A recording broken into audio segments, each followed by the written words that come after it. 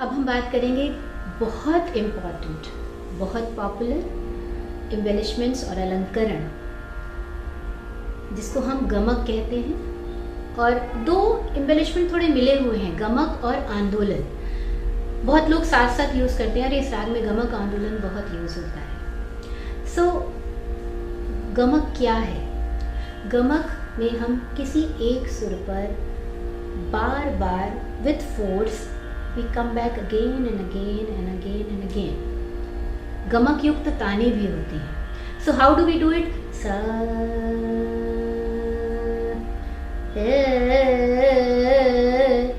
This kind of sound, that this is round sound which comes when you just do one note and keep on coming back again and again with a force. So that is gamak.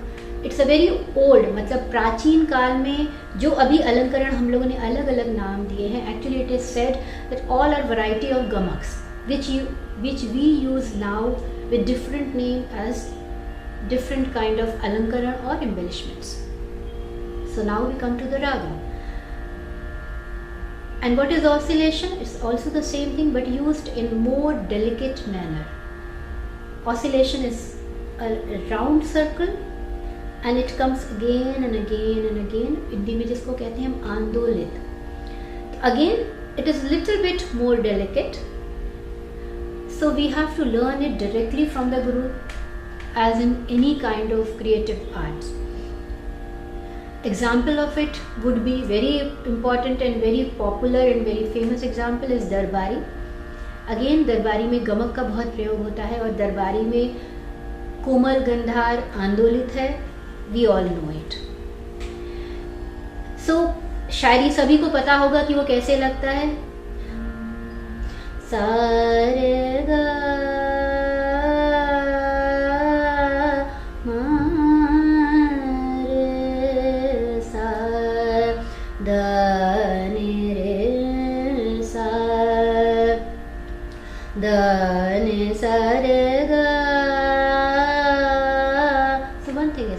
when we are doing improvisation as in slow speed, then that andolit part comes into play.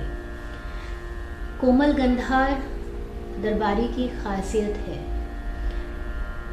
हम हमेशा कहते हैं कि दरबारी में गंधार आंदोलित है, गंधार आंदोलित है. There is one another aspect. जब कोई भी नोट कभी आंदोलित अवस्था में लगता है, when it is oscillated, so उसका जो positioning, final positioning where it comes and stays, it is a little bit lower. That is why it is said कि दरबारी का गंधार अति कोमल है. Now comes the technical part. अति कोमल again means one shruti lower.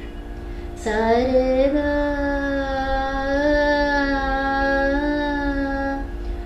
So it is अति कोमल, but if we are trained properly and we know how to use this oscillation correctly, तो we don't have to consciously think कि नहीं हमें note नीचा लगाना है, नीचा. No, it will automatically come that at that place and will land on that shruti only. So the technical part is covered if you are trained in an authentic manner, and this is very very important जब आप music सीखते हैं और उसको execute करते हैं, because this आंदोलन is the crux. कहते हैं इस राग की ये जान है, ये इसके लिए बहुत इम्पॉर्टेंट है. दरबारी का कोमल गंधार, आंदोलित गंधार जो अति कोमल लगता है. गमक का प्रयोग अक्सर दरबारी में होता है because it has this serious nature, गंभीर प्रकृति का राग है. तो इन तान, इन Darbari, in Miyan Malhar, lots of gamak is used again to manifest the raga in its totality. Means Darbari और मियाँ मल्हार का नेचर क्या है? मियाँ मल्हार में बहुत सारी बार रेनी सीजन का प्रयोग होता है. That badal, rain and all that reflects beautifully in the use of gamak. ऊन ऊन कर आए बदरिया ऊन ऊन, तो ये रे पापा, this is Gamak. Gamak is depicting in a way that sound of clouds. So this is all very interrelated part of the learning process, I feel, and very very important to the structure of the raga. We cannot imagine Darbari rag without its Ati Komal Gandhar.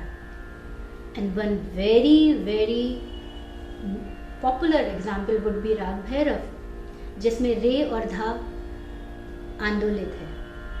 आंदोलित है और अति कोमल रे है.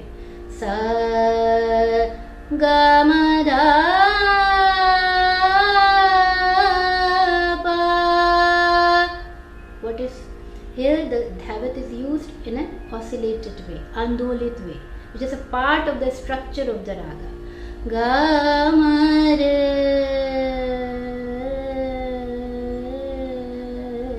sa. So we are asked while learning, no, you make that circle kind of a thing with the रे, तो रे अपनी जगह पर आकर लगेगा.